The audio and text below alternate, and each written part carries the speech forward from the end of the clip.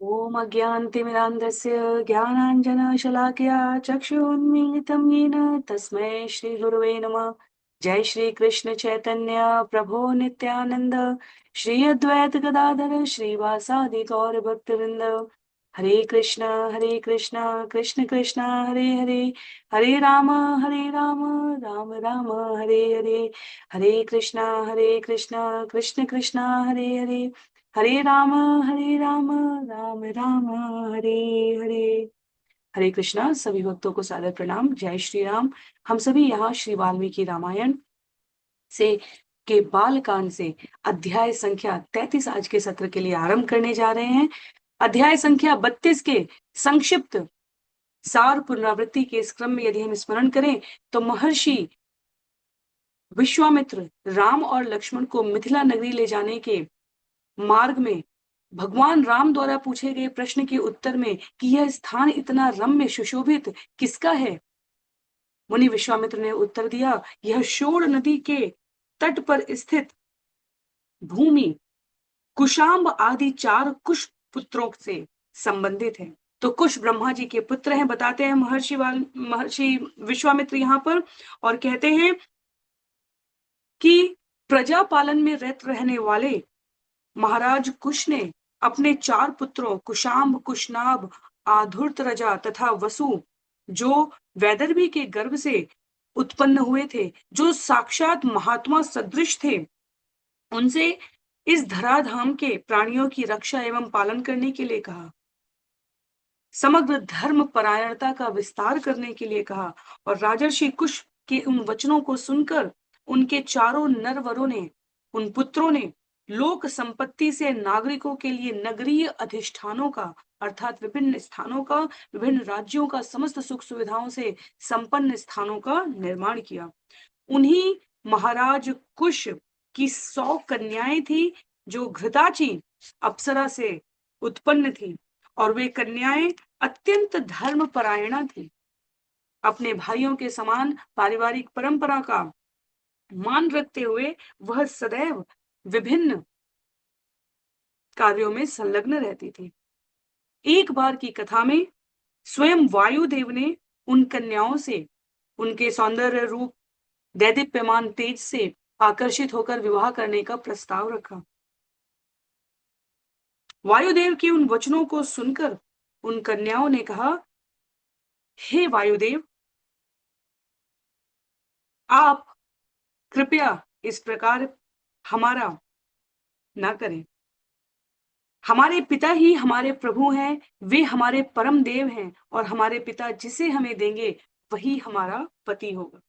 तो उनके इन वचनों को सुनकर वायुदेव अत्यंत क्रोधित हो गए, क्योंकि वायुदेव सभी के शरीर में उपस्थित हैं। उन्होंने उन कन्याओं के शरीर में प्रवेश कर उन्हें कुब्जा रूप में विकृत कर दिया।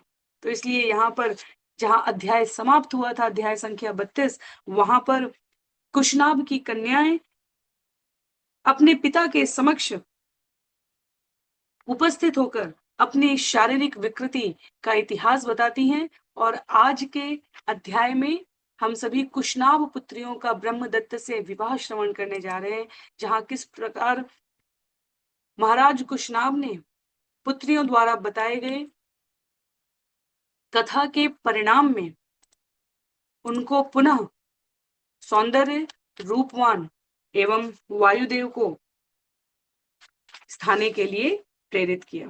तो किस प्रकार कुशनाभ की कन्याओं ने पुनः अद्भुत सौंदर्य को प्राप्त किया, और किस प्रकार कुशनाभ अपनी पुत्रियों की सहिष्णुता की प्रशंसा करते हैं कि उन्होंने वायुदेव को क्षमा किया, उसे हम श्रवण करेंगे। अध्याय संख्या 33, कुशनाभ पुत्रियों का ब्रह्मदत्त से विवाह। तो एक एक श्लोक का वाचन और अनुवाद, श्रवण और पठन करते हुए आगे बढ़ेंगे। कहते हैं, तस्य तद्वचनं श्रुत्वा कुशनाभस्य धीमत शिरोभिश्चरणौ स्पृष्ट्वा कन्या शतभाषतम्।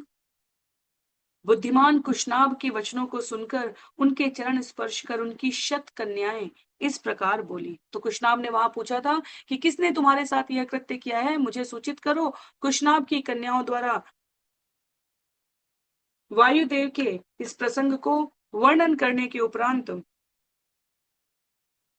श्लोक संख्या 2 में कहते हैं, वायु सर्वात्मको राजन प्रदर्शयितुमिच्छति अशुभं मार्गमास्थाय न धर्म प्रत्यवेक्ष्यते। हे राजन, सर्वव्यापी वायु ने हमें अपवित्र करना चाहा। स्वयं को अशुभ मार्ग पर स्थित कर उसने धर्म के विषय में विचार नहीं किया। पितृमत्यस्म भद्रं ते स्वच्छन्देन वयं स्थिता पितरं नो वृणीष्वत्वं यदि नो दास्यते तव। कहती हैं कन्याएं, हमने वायुदेव से कहा, हमारे पिता विद्यमान हैं, इसलिए हम पति के चयन हेतु स्वच्छंद नहीं हैं। अतः हमारे पिता से अनुरोध करें, यदि वे हमें आपको प्रदान करते हैं तो हम आपके हो जाएंगे, आपका कल्याण हो। तो कन्याओं ने जो वायुदेव से वार्ता हुई वो अपने पिता के समक्ष वर्णन किया है। आगे कहती हैं, तेन पापानुबंधेन वचनम न प्रतीक्षता एवं ब्रुवन्ते सर्वास्मा वायुना निहता भृशम। हम सब ने जो उचित था वही कहा, किंतु पाप के मार्ग का अनुसरण करते हुए वायुदेव ने हमारे वचनों को स्वीकार नहीं किया और इस प्रकार हमें भीषण क्षति पहुंचाई है। तासाम तद्वचनम श्रुत्वा राजा परम धार्मिक प्रत्युवाच महातेजा कन्या शतमनुत्तमम्। अपनी शत उत्तम पुत्रियों के वचनों को सुनकर परम धार्मिक तथा महातेजस्वी राजा कुशनाभ ने कहा, शांतम क्षमावताम पुत्र्य कर्तव्यम सुमहत्कृतम एकमत्यम उपागम्य कुलम चावेक्षितम मम। हे पुत्रियों, क्षमाशील एवं सहिष्णु जन को सहन करना चाहिए, अर्थात पवन देव के प्रति क्षमा प्रदर्शित कर आपने अत्यंत उत्तम कार्य किया है, महान कृत्य किया है। एक मत होकर तुमने अपने कुल के अनुरूप व्यवहार किया है। अलंकारो हि नारीणाम क्षमा तो पुरुषस्य वा दुष्करम तद्विद् शांतम त्रिदशेषु विशेषतः। अपराध सहिष्णुत्व अर्थात अन्यों के अपराध को क्षमा कर देना उत्तम पुरुष एवं नारियों का आभूषण है। तो मात्र स्त्रियों के लिए नहीं कहा है, कहा है उत्तम पुरुष एवं नारियों का आभूषण है क्षमा। और जो रूप और ऐश्वर्य संपन्न है उनके लिए तो क्षमा कर पाना, अपराध सहिष्णुता अत्यंत ही दुष्कर कार्य है। तथापि यादृशी वा क्षमा पुत्र सर्वासाम विशेषता क्षमादानम क्षमा सत्यम क्षमा यज्ञश्च पुत्रिका। जिस प्रकार बिना किसी भेदभाव के आपने क्षमाशीलता का प्रदर्शन किया है, हे पुत्रियों, वह तो देवताओं को भी दुर्लभ है। क्षमा दान है, क्षमा सत्य है, क्षमा यज्ञ है। हे पुत्रियों, आपने अत्यंत प्रशंसित कार्य किया है। क्षमा यश क्षमा धर्म क्षमया विष्ठितम जगत विसृज्य कन्या काकुत्स राजा त्रिदश विक्रम। क्षमा ही धर्म है, चर और अचर का जगत क्षमा एवं सहिष्णुता पर स्थित है। तो यहाँ पर यह अत्यंत शुद्ध सत्व में स्थित महाराज कुश के व्यवहार को प्रदर्शित करता है। उन्होंने कहा, सामान्य रूप से जो असहाय हैं उनके पास क्षमा के अतिरिक्त और अन्य कोई विकल्प नहीं होता, पर जो ऐश्वर्यवान हैं, जो देवताओं के सदृश रूपवान हैं, जिनके जीवन में सामर्थ्य की कोई कमी नहीं है, वह भी यदि क्षमा करने के अपने इस गुण को धारण करते हैं तो यह अत्यंत दुर्लभ हो जाता है। देवताओं को क्षमा करना यह तो अत्यंत विरल कार्य हो गया। कहते हैं यहाँ पर, आपके द्वारा किया गया यह व्यवहार चर और अचर में, उदाहरण के लिए माता पृथ्वी को ही देख लिया जाए तो वो हर क्षण समस्त जीवों को क्षमा कर रही है। चर और अचर में भी यह अत्यंत दुर्लभ है।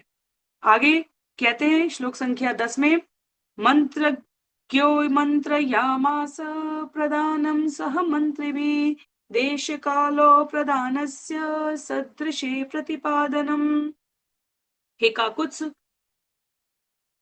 अपनी कन्याओं को विदा कर देवताओं पर विजय प्राप्त करने में सामर्थ्यशाली एवं अच्छे परामर्शों के, मंत्रज्ञ परामर्शों के जानकार महाराज कुश ने मंत्रियों के साथ अपनी कन्याओं के विवाह हेतु उचित पात्र को यथोचित देश काल के अनुसार दान देने के विषय में मंत्रणा की है।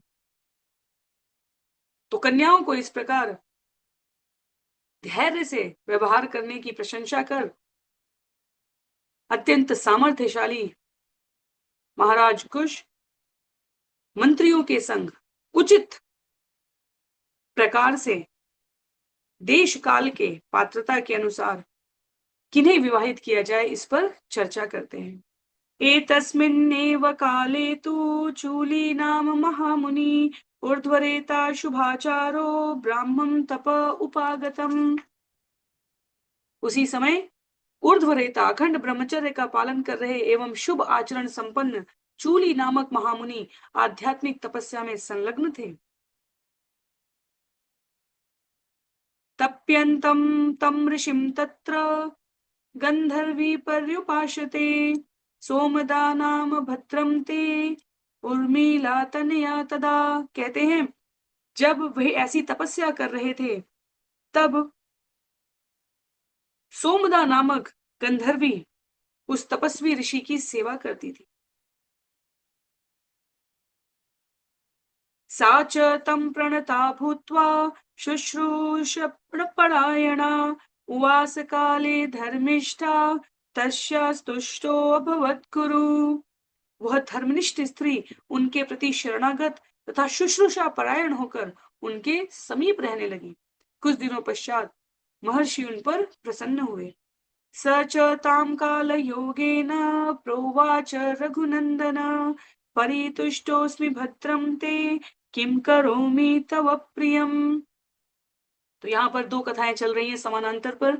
महाराज कुश की पुत्रियों के विवाह के लिए मंत्रियों द्वारा मंत्रणा परामर्श करने के उपरांत उचित वर की खोज की जा रही है और समानांतर रूप से बताया जा रहा है कि चूली नामक अखंड ब्रह्मचर्य का पालन कर रहे शुभ आचरण युक्त महामुनि आध्यात्मिक तपस्या में संलग्न हैं एवं उर्मिला की पुत्री उर्मिला तनया यहाँ पर कहा गया है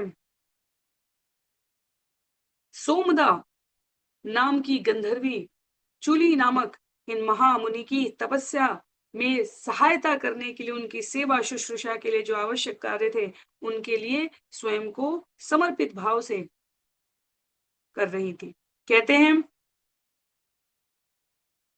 यह देखकर कि यह शरणागत हैं और अत्यंत शुश्रूषा परायण होकर व्यवहार कर रही हैं महर्षि उनसे प्रसन्न होते हैं और कहे हैं स च तां काल योगेन प्रोवाच रघुनंदन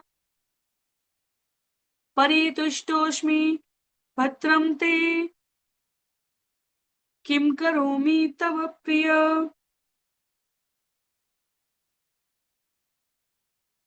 हे रघुनंदन समय के साथ काल योग होने पर महर्षि ने उनसे कहा आपका कल्याण हो, मैं परितुष्ट हूं, आपकी प्रसन्नता के लिए मैं क्या व्यवहार करूं।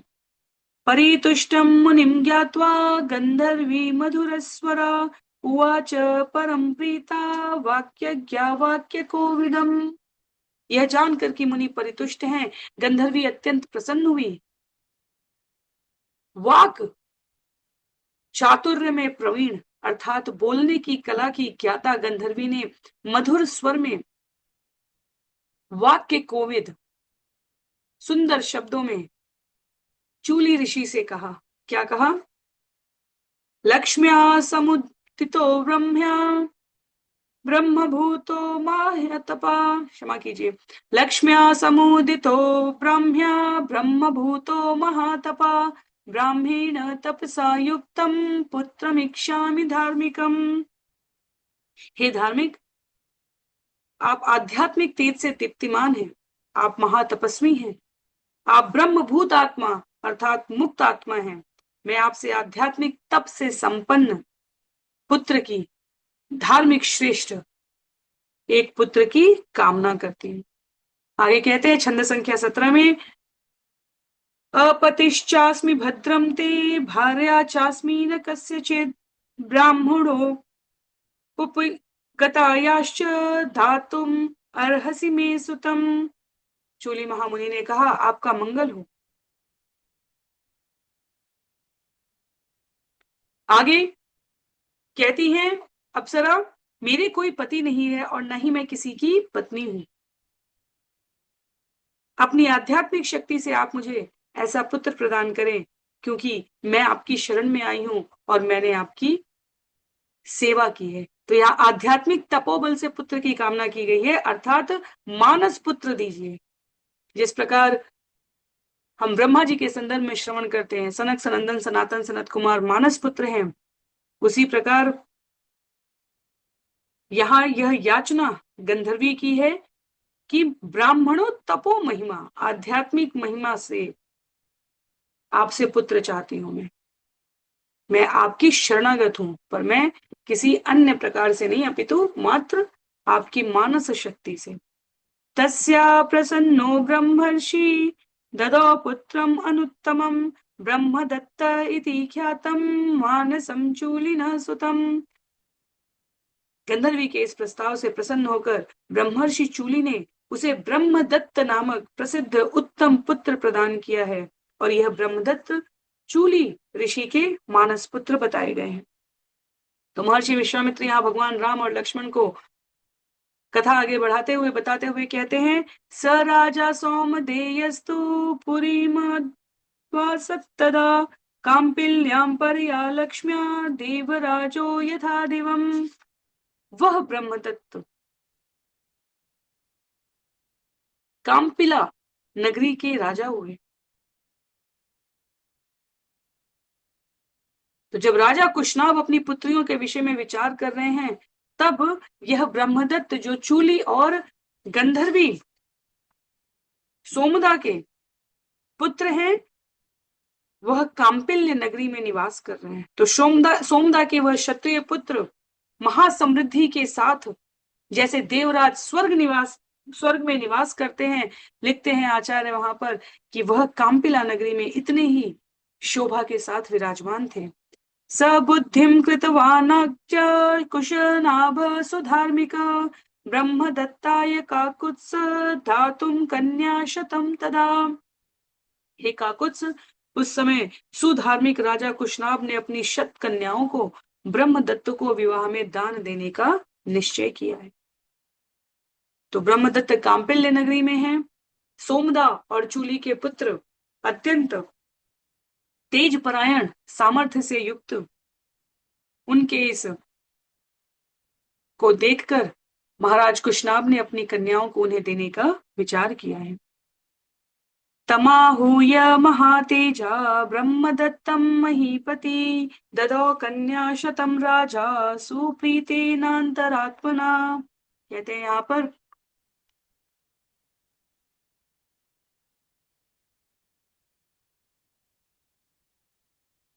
महाशक्तिशाली महीपति कुशनाभ ने उन महातेजस्वी ब्रह्मदत्त को बुलाया और अत्यंत प्रसन्न अंतरात्मा से अपनी 100 कन्याओं को उन्हें विवाह में दान दे दिया। यथाक्रमं ततः पाणीन् जग्राह रघुनंदना ब्रह्मदत्तो महीपाल तासाम देवपतिर्यथा।